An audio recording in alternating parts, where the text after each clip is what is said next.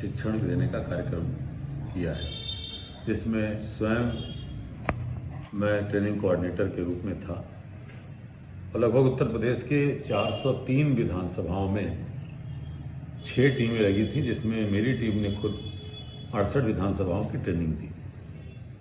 उस प्रशिक्षण के दौरान एक चीज़ जरूर देखने में आई कि कांग्रेस पार्टी जो पिछले कई सालों से जमीनी स्तर पे या यूँ कहें बूथ से लेकर के और जिले के स्तर तक जितनी श्रृंखलाएं हैं वहाँ कमज़ोर थी, लेकिन श्रीमती प्रियंका गांधी के आने के बाद धीरे धीरे वो कांग्रेस कमेटी जिले से नीचे ब्लॉक से नीचे न्याय पंचायत से लेकर के नीचे ग्राम सभा स्तर तक कई जिलों में पहुंच चुकी थी। अब वो कार्य आगे बढ़ा।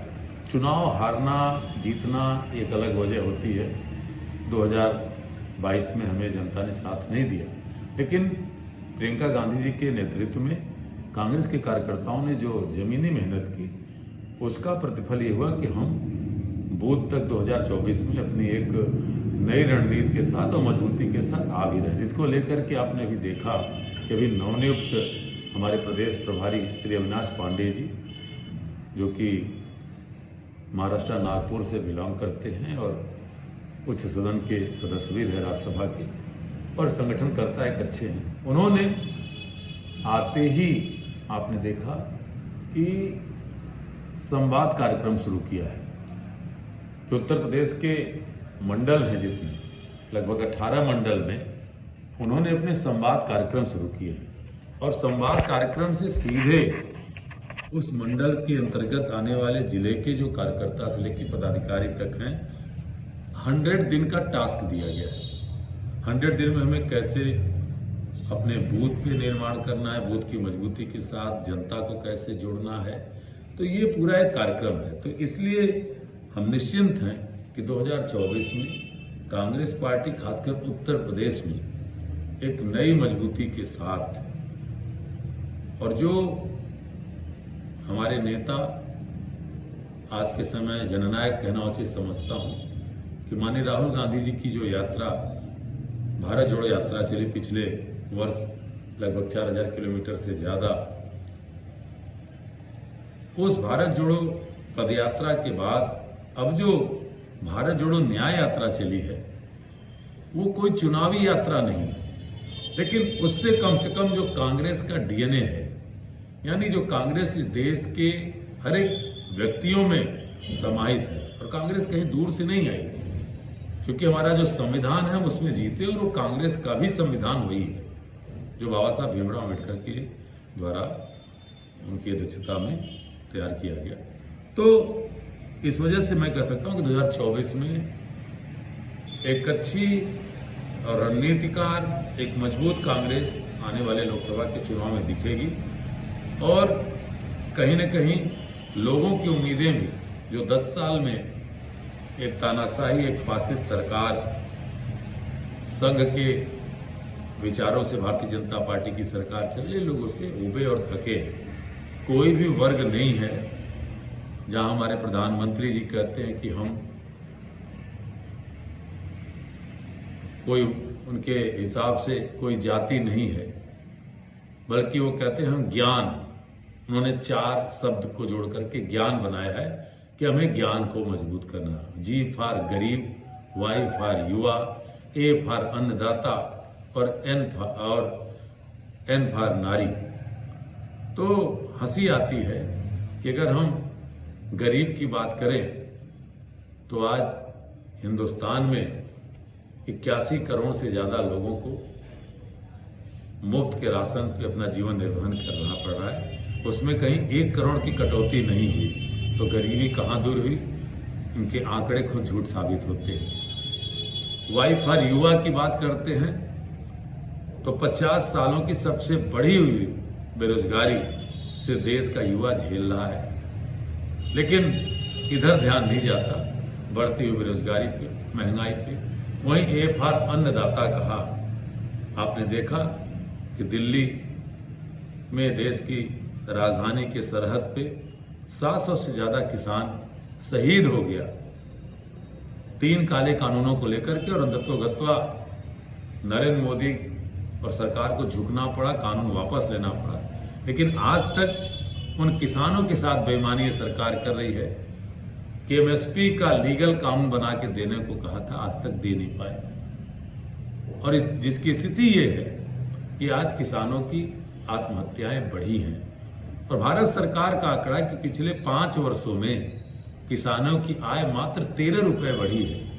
एक तरफ 27 रुपए पर डे कमाने वाला किसान और एक तरफ सैकड़ों करोड़ कमाने वाला अडानी, कैसे आप इस देश में समता और समानता की बात कर सकते हैं? ये नरेंद्र मोदी सरकार से सवाल है।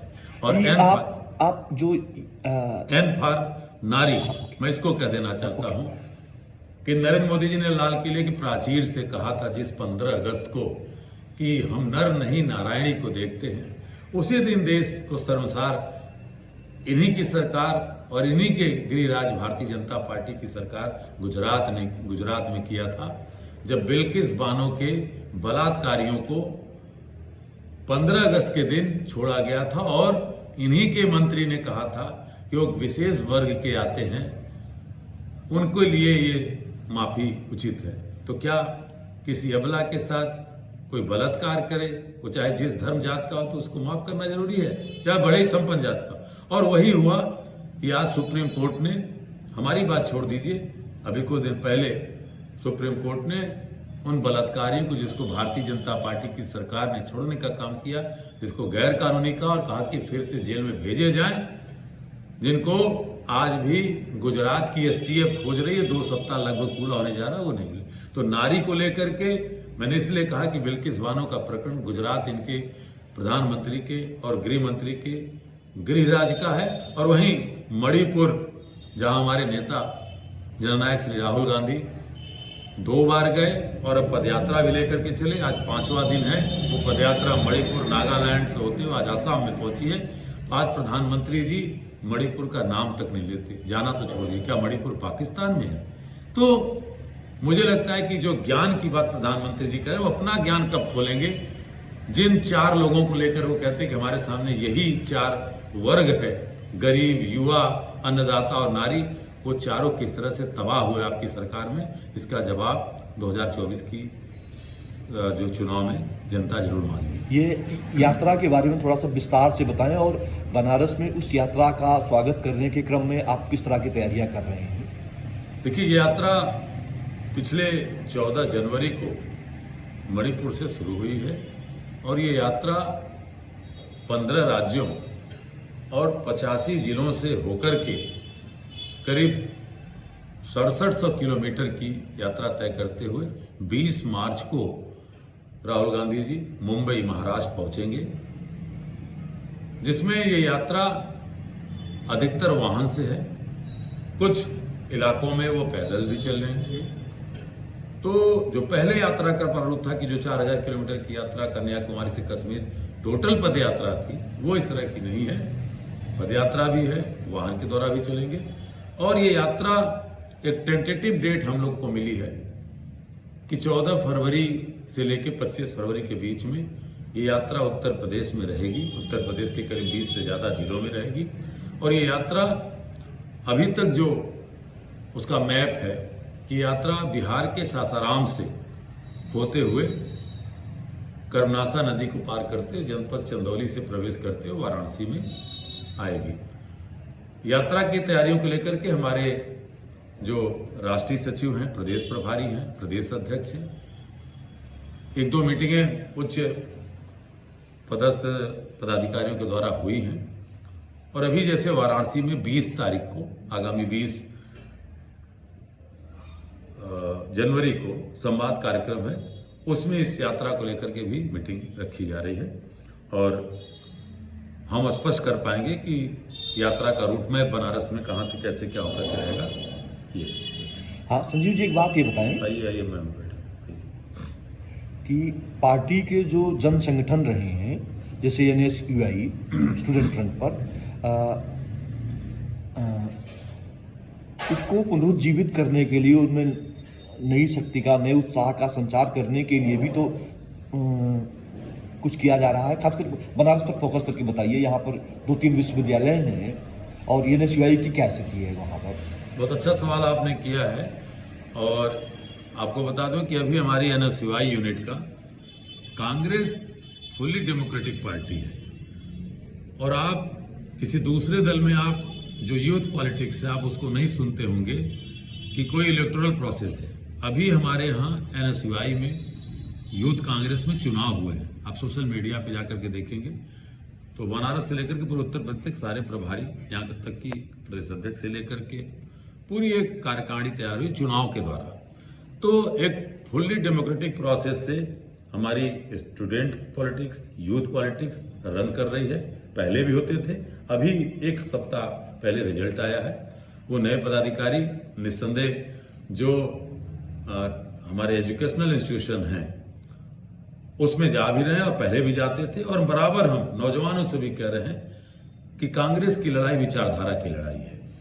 ये वो विचारधारा है जिसने देश की आजादी के समय धर्म और जाति और भाषा क्षेत्र की राजनीति नहीं की, बल्कि मुकम्मल पूरे हिंदुस्तान को लेकर के जब आजादी का बिगुल फूका तो फ्रंटियर गांधी से लेकर के और बिहार में रहने वाले, सुदूर आसाम रहने वाले उन सारे आदिवासियों से लेकर के राष्ट्रपिता महात्मा गांधी से लेकर के सरदार पटेल से लेकर के मौलाना अबुल कलाम से लेकर के ऐसे तमाम विचारधारा के लोग आए। यहाँ तक कि शहीद आजम भगत सिंह, चंद्रशेखर आजाद भी शुरुआती दिनों में महात्मा गांधी के साथ थे।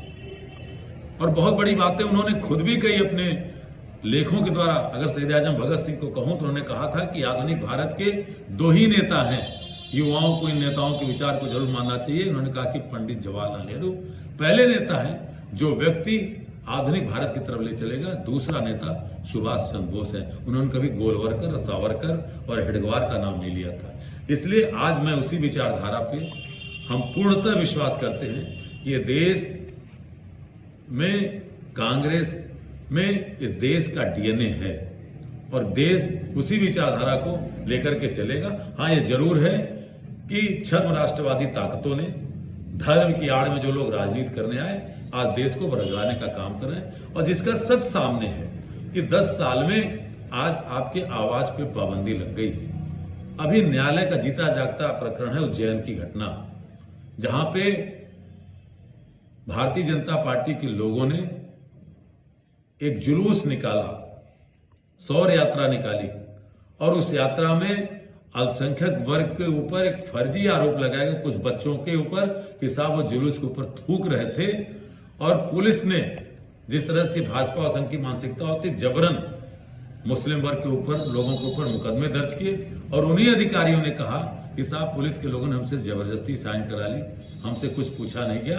बुरी तरह से कोर्ट ने फटकारा और कहा कि ये गलत है। सवाल ये है कि जिस बुलडोजर पॉलिटिक्स को आपकी मीडिया बढ़ा रही है, आज मामले होते हैं, मामले थाने में जाते हैं, लेकिन न्यायालय से न्याय आने के पहले, बुरा मत मानिएगा, आज जो दरबारी मीडिया है वो ट्रायल कोर्ट चलाती है और बिना कुछ सोचे समझे किसी वर्ग विशेष को देख करके, इस देश के दलित और पिछड़ों को देख करके वहां बुलडोजर चला दिया जाता है। संजीव जी, एक बात बताएं कि बनारस की वर्क फोर्स के कंपोजिशन को अगर देखें तो मोटा मोटी यह है कि यहाँ पर एक तो बुनकरी है जिसमें ज़्यादातर लगे हुए लोग जो है मुस्लिम हैं, और क्या कहते हैं, ये जो मतलब देश प्रदेश में सत्ता पर काबिज जो पार्टी है वो सभी समस्याओं का एकमात्र हल बताती है कि भैया हिंदू मुस्लिम कर दो, रोजी से, रोजगार से, शिक्षा से, चिकित्सा से सबसे ध्यान हट जाए। तो चूंकि आपका जन्म भी यही हुआ है तो अंदाजा तो होगा ना कि कुल कितने, औसतन कितने मुस्लिम परिवार होंगे जो बुनकरी से जुड़े हुए हैं और बिजली के फ्लैट रेट वगैरह वगैरह को लेकर के वो लगातार आंदोलन करते रहे हैं। और जो लोग उनके बीच गए हैं वो जानते हैं कि 400 रुपये की दिहाड़ी भी वहाँ मतलब नहीं मिल रही है, 100, 200, 300 बड़ी बुरी हालत है।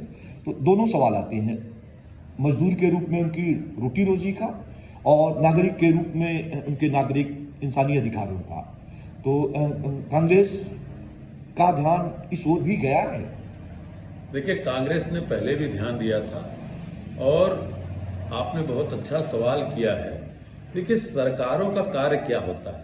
सरकारों का कार्य मंदिर मस्जिद बनवाना नहीं होता। नहीं तो अगर यही काम होता तो पंडित जवाहरलाल नेहरू, सरदार वल्लभ भाई पटेल, लाल बहादुर शास्त्री बहुत बड़ी गलती करके गए। उनको कोई एम्स नहीं बनवाना चाहिए, उनको कोई IIT नहीं बनवाना चाहिए, उनको कोई विश्वविद्यालय नहीं बनवाना चाहिए। उनको किसी भी तरह से जो लघु उद्योग करने वाले लोग हैं उनको कभी बढ़ावा नहीं देना चाहिए था। सरकारों का कार्य होता है कि आपके हमारे बच्चे के लिए शिक्षा कैसी होगी, स्वास्थ्य कैसा होगा, सुरक्षा कैसा होगा, व्यवसाय कैसा होगा और भरोसा कैसा होगा। आज स्थिति ये है कि उत्तर प्रदेश की हालत को लेकर मैं कहूंगा कि यही योगी आदित्यनाथ की सरकार ने एक योजना लाई थी, 1 डिस्ट्रिक्ट 1 प्रोडक्ट, यानी एक शहर का एक जो कार्य है 1 प्रोडक्ट है, आज उसमें पूरी तरह फेल है। चाहे हम बनारसी साड़ी उद्योग की बात करें या आपके बगल में चंदौली जो धान का कटोरा कहा जाता है वहां पे राइस मिलरों की बर्बादगी की बात करें, चाहे भदोही के कालीन उद्योग की बात करें, चाहे अलीगढ़ के ताले की बात करें, ताला उद्योग की बात करें, ऐसे तमाम जगहों पे आज ये फेल है। अब बनारस में आ जाते हैं, चूंकि बनारस अगर देश की राजधानी दिल्ली है तो देश की राजनीतिक राजधानी बनारस इस कहीं कहना गलत नहीं, क्योंकि प्रधानमंत्री की कॉन्स्टिट्यूंसी है, लोगों ने प्रधानमंत्री चुना। आज बनारसी साड़ी जो पूरी दुनिया में नाम लेके चलती थी। और एक चीज आपको संशोधित कर दूं कि केवल मुसलमान नहीं है बुनकरी में, अगर आप रेशियो देखेंगे तो 60-40 का रेशियो है कि मुस्लिम और इसी बनारस में और अगल बगल के जिले हैं, मऊ है, आजमगढ़ है, तमाम गाजीपुर है, जहां पे और भी जात के लोग काम करते हैं, ऊंची जात के लोग भी हैं। लेकिन हुआ क्या, कांग्रेस की सरकार ने सब्सिडी दी थी। सब्सिडी क्यों दी जाती है? किसी उद्योग को बढ़ाने, क्योंकि जब लघु उद्योग जो होता है वो स्मॉल स्केल इंडस्ट्रीज के नाम पे कांग्रेस ने लोन देने का काम किया था। स्मॉल स्केल इंडस्ट्री इसलिए कि जब हम वहां पे एक तरह से कहिए कि वहां रोजगार ज्यादा मिलने की संभावनाएं रहती हैं। लेकिन भारतीय जनता पार्टी की सरकार आई तो एक व्यक्ति के हाथ में पूंजी देना, एक व्यक्ति को, आज बनारसी साड़ी उद्योग जब बिजली की सब्सिडी छीन ली गई, जो कच्चे माल आते हैं, कहना गलत नहीं होगा, चाइना का रेशम आता है, चाइना के आज चाइनीज प्रोडक्ट ने हमारी जो है तमाम कह लीजिए कि चाहे खिलौना उद्योग हो चाहे साड़ी, सबको प्रभावित किया है। और इसको लेकर के जब आप बताइए कि जब आप सब्सिडाइज बिजली नहीं देंगे, बिजली को आपने महंगा कर दिया, 2.5 गुना महंगा कर दिया, और जो वहां पे बुनकरी का काम करता था मजदूर, उसकी मजदूरी वहीं रुक गई। उसका कारण क्या है कि जब आपका माल बिकेगा ही नहीं, जब बड़े बड़े उद्योगपति आपके माल की जो खरीद दाम है उसी में खरीद लेंगे और उसके बाद भी बार्गेन करेंगे, आप अपने उस माल को बनी हुई जो कीमत है उससे भी नीचे बेचने को जब मजबूर होंगे, तो ऐसे में वो लघु उद्योग टूटेगा। और यही कारण है कि बनारसी साड़ी उद्योग में एक सच बता दूं कि आज कम से कम 25 से 30 हजार बुनकर परिवार बनारस छोड़ करके जा चुका है। और कुछ जो बदहाली की जिंदगी जी रहे हैं, अपना खून बेच करके देश के प्रधानमंत्री ने, पहले तो उनकी शुद्धि करा दूं, वो जो वर्ष जो 2500 वर्ष से पुराना जिस शहर की संस्कृति है, जहां बाबा विश्वनाथ और काशी के बारे में बड़े बड़े विद्वान नहीं बता पाते कि इनका जन्म कब हुआ था, वहां हमारे प्रधानमंत्री जी ने कहा था कि हम इसको क्योटो बनाएंगे। उनको मालूम नहीं कि भगवान गौतम बुद्ध इसी सारनाथ में अपने 5 शिष्यों को विद्या देकर के बुद्ध दर्शन की, धर्म की विदेशों में भेजा था, जिसकी संस्कृति वहां 700 वर्ष पुरानी है। तो उन्होंने कहा था कि हम बनारस को जापान का क्योटो बनाएंगे। हमें क्योटो तब भी नहीं चाहिए था, आज भी नहीं चाहिए, क्योटो तो नहीं बना। आज यहाँ का बुनकरी छोड़ करके क्योटो में नहीं, तथाकथित क्योटो में टोटो चला रहा है, ये स्थिति है। तो कहीं ना कहीं ये कहना गलत नहीं होगा कि जब भी भारतीय जनता पार्टी की सरकार केंद्र में आती है, आप इतिहास उठाकर देख लें, तो उन लोगों ने लघु उद्योगों को मारने का काम किया। और इसी का सच हमारे नेता जननायक राहुल गांधी बताते हैं कि हम उद्योगपतियों के खिलाफ नहीं है, लेकिन सारी चीजें केवल अडानी के पास चली जाए, ये मोनोपोलाइज है, मोनोपोलाइज सिस्टम, इसके खिलाफ है। क्या और भी उद्योगपति नहीं है? और इसका सच बता दूं, ऑक्सफाम की रिपोर्ट ये बता रही है कि 2014 तक इस देश में जो 53 लाख करोड़ का कर्जा था, अभी आंकड़े बता रहे हैं कि हिंदुस्तान में 100 से 125 लोगों के बीच पिछले 10 साल में उन्होंने 53 लाख करोड़ रुपया कमाया है। संदीप जी, एक ठोस सवाल, ये जैसे गंगा जमुनी संस्कृति इस देश की, बनारस की, प्रदेश की बहाल हो। जो अल्पसंख्यक समुदाय के लोग हैं उनके नागरिक अधिकार, उनके मानवाधिकार सुरक्षित रहें। और यह आरोप भी ना लगे कि मुस्लिमों का तुष्टीकरण किया जा रहा है या उन्हें वोट बैंक के रूप में लिया जा रहा है। वो इंसान हैं और उनकी इंसानी गरिमा का ख्याल किया जाए, जो कि कहना ना होगा 2002 से ही मतलब लगातार हनन होता जा रहा है, किया जा रहा है और वो संस्थाबद्ध तरीके से किया जा रहा है। तो जैसे इनके आरएसएस परिवार के ढेर सारे जन संगठन हैं, कांग्रेस के भी ढेर सारे जन संगठन हुआ करते थे, विद्यार्थियों के बीच, नौजवानों के बीच, महिलाओं के बीच। तो उन सभी जन संगठनों को फिर से एक्टिवेट करके, और जैसे कि ये सही कहा आपने कि बुनकरी के काम में अकेले मुस्लिम नहीं है, लेकिन अगर बनारस को देखें तो बनारस में मुस्लिम बहुतायत में है, अगल बगल के जिलों में हिंदू भी हैं। तो बुनकरी के काम में लगे हुए जो परिवार हैं, उन तक सीधा संवाद बनाने की, उनके भी सीधे तौर पर जाने की, कोई कार्यक्रम लेकर के या उन्हें कांग्रेस के कार्यक्रमों में बुलाने की, जोड़ने की भी कोई, देखिए 24 में अगर चुनाव जीतना है तो सघन जनसंपर्क भी करना ही होगा आपको। तो इस दिशा में भी कुछ सोच रहे हैं, कर रहे हैं, कोई प्लानिंग है? देखिए, आपने कई सवालों का एक बंडल हमसे पूछा है जी। मैं आपको शॉर्ट में बता दूं कि कांग्रेस पहले भी जनता के बीच जुड़ी रहती थी, अब भी जुड़ी है। इसीलिए कल कार्यक्रम एक कांग्रेस ने लॉन्च किया है कि हम मैनिफेस्टो बंद कमरे में बैठ के नहीं बनाएंगे। जी जी। लॉन्च किया है आवाज भारत की। जी। आप भी एक जागरूक नागरिक हैं, इस देश के जागरूक पत्रकार हैं। आवाज भारत की आप वेबसाइट पे जाइए और आप बताइए, कांग्रेस पार्टी के कार्यकर्ता नेता को हमको छोड़ दीजिए, आप बताइए कि बनारस में, देश में, आप अपने मैनिफेस्टो में अगर 2024 में इंडिया गठबंधन की सरकार आती है, कांग्रेस के नेतृत्व में आती है, तो आप क्या बदलाव चाहते हैं? चाहे बुनकरों की बात हो, चाहे यहाँ पे केवल वाराणसी की बात करो, तो जो निषाद समाज, जो कि माँ गंगा के सनातनी पुत्र हैं, वो नहीं जो आए थे 14 में, क्योंकि वो तो सीना माँ वेंटिलेटर पे पड़ी थी, जिसको अविरलता निर्मलता जल की चाह रहे थे, उसका सीना चीर करके 12 करोड़ की नहर बनाए और उद्योगपतियों को क्रूज चलाए, तो निषाद समाज का क्या फायदा हुआ? तो मुझे लगता है कि कांग्रेस लोगों के बीच में रही है और हम अपने कार्यक्रम को लेकर के बीच में बराबर गए।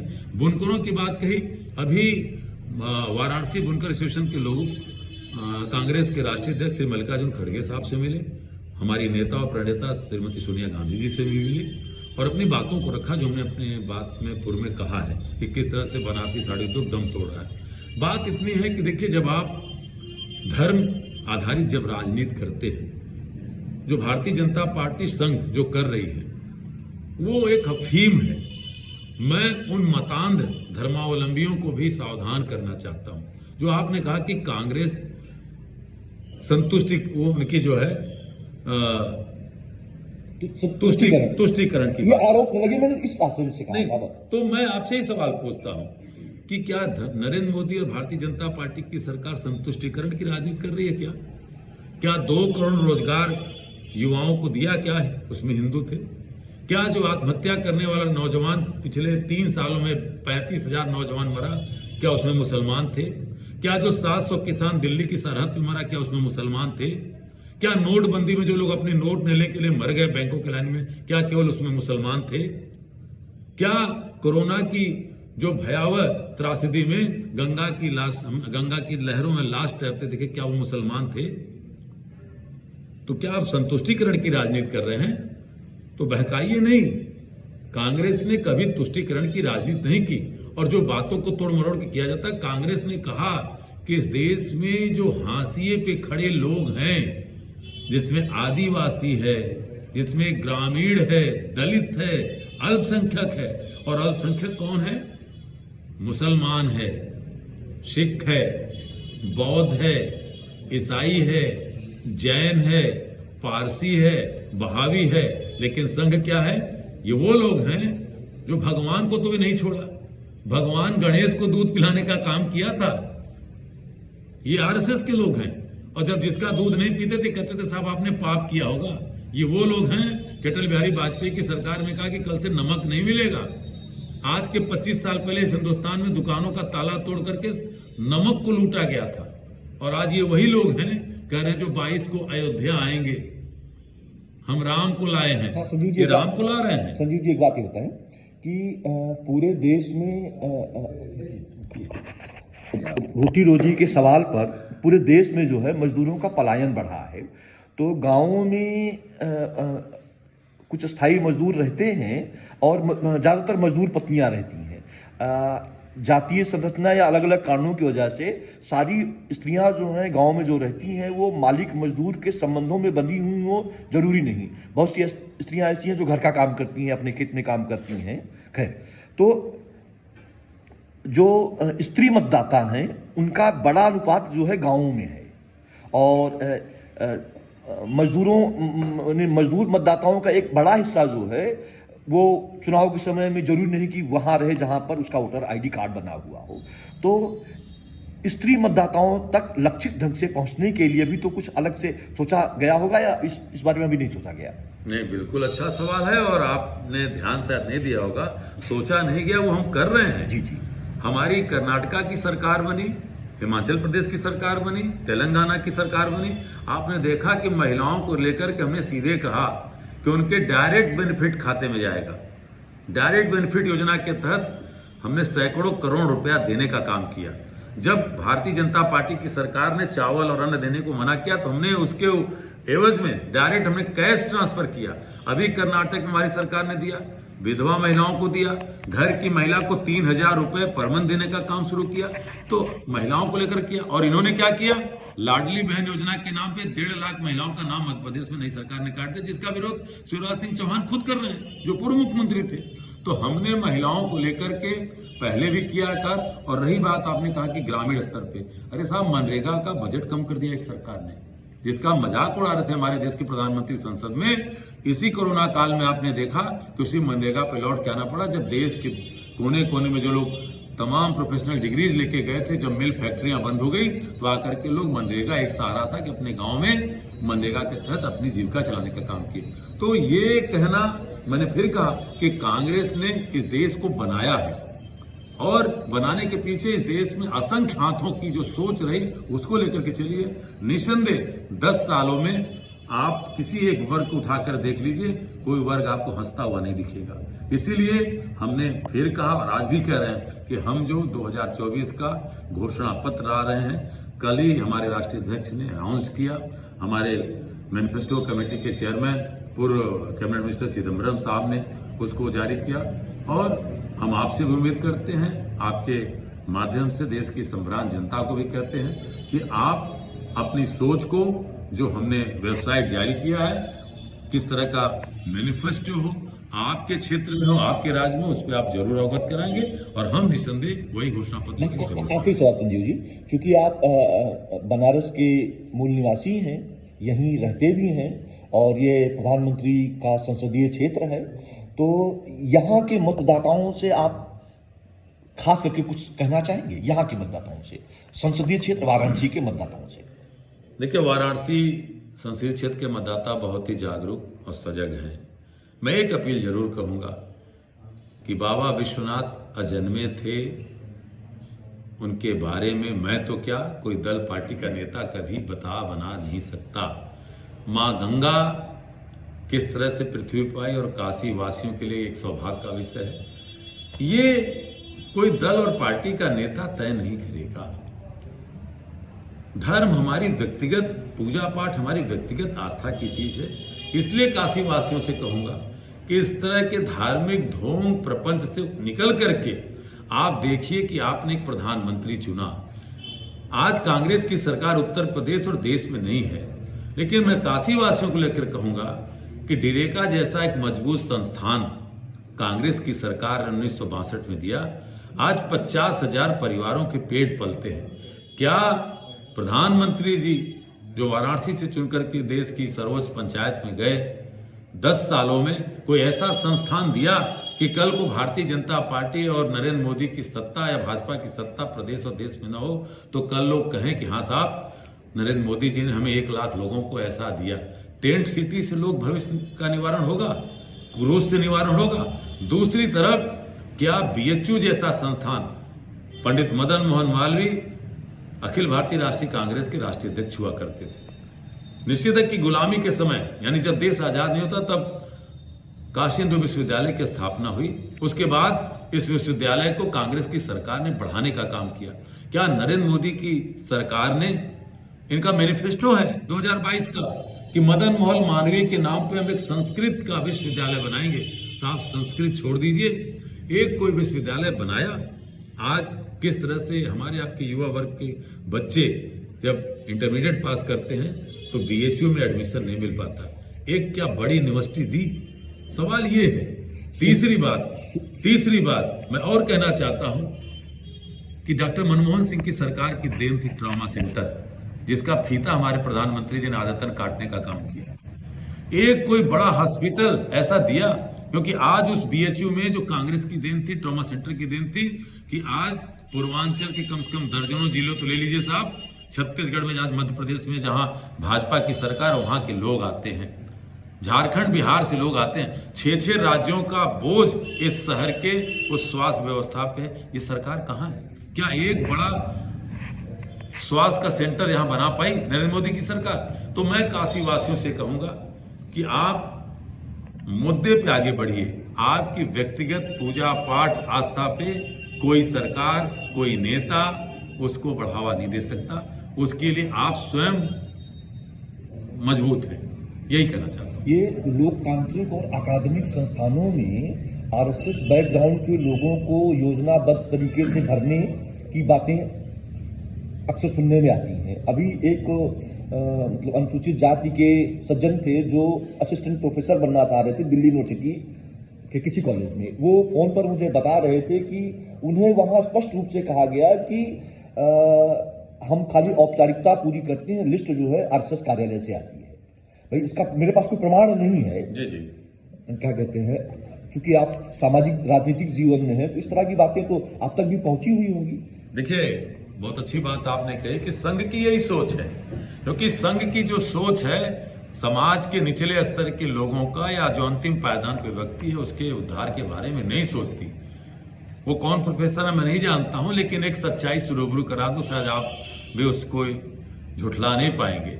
ये सरकार एक योजना लेके आती है, विश्वकर्मा योजना, और क्या कहती है? 25,000 रुपए तक लोन देंगे। लोहार का लड़का लोहारी का काम करे, बढ़ई का लड़का बढ़ई का काम करे, और कुम्हार का लड़का कुम्हारी का काम करे। क्यों भाई? चर्मकार का लड़का चर्मकारी का काम करे, क्यों करे? कांग्रेस ने कहा कि अगर योग्यता है एक दलित के लड़के में, एक चर्मकार के बेटे में, एक कुम्हार के लड़के में, एक बढ़ई के लड़के में, तो वो भी यूपीएससी की परीक्षा क्वालिफाई करके देश में आईएएस बने, जिला अधिकारी बने, एसएसपी बने, कमिश्नर बने। लेकिन ये क्या कह रहे हैं कि नहीं साहब, आपका जो नौजवान है वो 25,000 का लोन विश्वकर्मा योजना के तहत, ये यही योजना है। कांग्रेस ऐसी योजना कभी नहीं लाती थी जात के आधार पे। हमने इसीलिए बार बार कहा कि जो संघ की सोच है, एक मोनोपोलाइज सिस्टम में काम करना चाहते हैं कि पूंजी एक व्यक्ति के पास रहे, क्योंकि जब एक व्यक्ति के पास रहेगी तो निश्चित है कि लोग दर बदर भटकेंगे और उसी के पास जाएंगे। इसीलिए एक पुराना उदाहरण आपको बता दूं कि इटली का एक बहुत बड़ा तानाशाह था मुसोलिनी। वो अपने दरबार में जब लोग कह रहे थे कि साहब आपके तानाशाही रवैये से जनता बहुत नाराज है, तो मुसोलिनी ने अपने मंत्रियों को उदाहरण दिखाते हुए कहा कि कहाँ नाराज है। उसने एक बतख के जो है पर उखेड़ने शुरू किए और बतख चिल्लाता रहा, और उसके बाद लास्ट में बतख के सामने जब उसके सारे पंख उखेड़ लिए तो दाने फेंक दिए, बतख उसको खाने लगा। मुसोलिनी ने कहा कि यही जनता होती है, उसको जितना ही नोचो वो चिल्लाती तो जरूर है, लेकिन 5 किलो राशन मुफ्त में फेंक दो तो खाने लगती है। और मैं यही बात कहकर समाप्त करूंगा आज आपके सामने। आखिरी बात अभी मैं इसी बात को कहूंगा कि इस देश की संभ्रांत जनता को कहना चाहता हूं कि 10 सालों में इस देश की रूपरेखा इन 5 लाइनों में समाहित है कि शिक्षा के जहाज डुबाए जा रहे हैं, शिक्षा के जहाज डुबाए जा रहे हैं, स्कूलों कॉलेजों में लोग रैलियों में बुलाए जा रहे हैं, और 5 किलो मुफ्त राशन का आनंद लेने वाले लोगों, तुम अपने नहीं अपने बच्चे के जिस्म से नहीं मस्तिष्क के उसको विकलांग बनाने जा रहे हैं। ये पहले ये कहा जाता था कि कांग्रेस जो है कोको कोला है, देश के सभी हिस्सों में एक समान फैली हुई है। अनुसूचित जाति के लोग कांग्रेस के प्रतिबद्ध मतदाता हुआ करते थे, मुस्लिम भी जुड़े हुए थे। क्या कहते हैं, यानी अलग अलग कारणों से जो खंडीकरण की राजनीति को बढ़ावा दिया गया, अनुसूचित जाति के लोगों के लिए अलग से पार्टी बन गई, मौकापरस्त पार्टी बहुजन समाज पार्टी। मुस्लिमों को लुभाने के लिए उनका एक कट्टरपंथी भाजपा की बी टीम आ गई असदुद्दीन ओवैसी के नाम पर, जो खास तरह का जहर उगल करके हिंदू मुस्लिम के बीच में वही नफरत की खाई और ध्रुवीकरण। तो यानी कांग्रेस की जो अभिलाक्षणिक विशिष्टता रही है कि वो कोको कोला थी और सभी को समाहित किए हुए थी। तो ये जो खंडीकरण की पॉलिटिक्स के चलते जो तबके दूर हुए हैं, उन सभी को समेट करके अखिल भारतीय स्तर पर और सभी को कांग्रेस में भरोसा जताने, मतलब सभी को कांग्रेस के भरोसे के छाते के नीचे लाने के लिए भी तो मेरा ख्याल है कि आपके थिंक टैंक सोच रहे होंगे। देखिए, कांग्रेस, मैंने शुरू में, और ये मेरा आखिरी सवाल है, मैंने शुरू में कहा कि कांग्रेस इस हिंदुस्तान का डीएनए है।